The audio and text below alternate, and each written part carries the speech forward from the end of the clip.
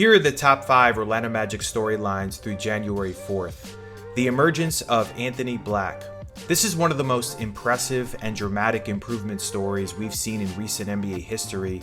Over his last 10 games, AB is averaging 23.2 points on 50% overall field goal shooting and 42.9% three-point shooting to go along with 5.1 assists. He's one of only 4 players in this time frame who has reached those marks, with the others being Nikola Jokic, Tyrese Maxey, and Kevin Durant. Black is also top 20 in this span in deflections, top 25 in steals, and among guards, 3rd in blocks. Second on that blocks list for guards is his Magic teammate Desmond Bane. Only Derek White has more. The most significant Paolo stat. Is there an argument to be made that Paolo Banchero is the most misunderstood player in the league today? We can debate all day what Paolo's greatest strengths are and where he needs to improve the most. But what's clear is that he is making his teammates better. In fact, Banchero's teammates are shooting 47.3% from three-point range when he kicks the ball out to them. That mark ranks number 1 among the 88 players who have dished out at least 50 kick-out passes that led directly to three-point shots.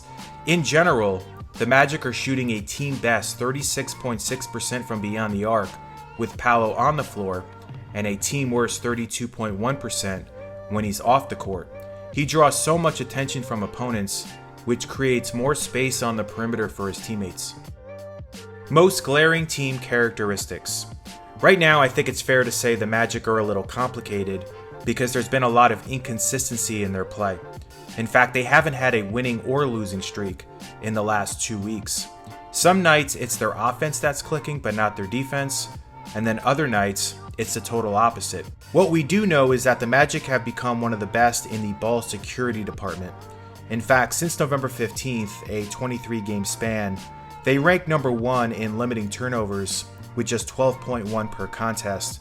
Also in this time frame, they are top 10 in assists. On the other hand, the Magic need to get back to playing at a faster pace after getting stops. The absence of Franz Wagner has greatly impacted this. Of all the things Franz is good at, arguably it's his effectiveness running the floor in transition that is most striking. Since the Franz injury on December 7th, the Magic are 22nd in transition shots attempted per 100 possessions. Before then, they were 5th. Also, they are shooting 5% worse in transition since December 7th. Injuries causing inconsistency. Combining last season and this season so far, Paolo, Franz, and Jalen Suggs have played in 17 games together.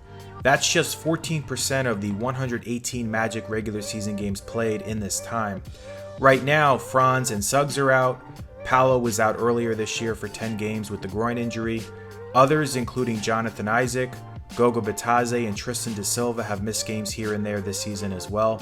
The bottom line, and this goes for every team with high aspirations, is how healthy the Magic are as the season moves forward will likely be the biggest factor in how far they go.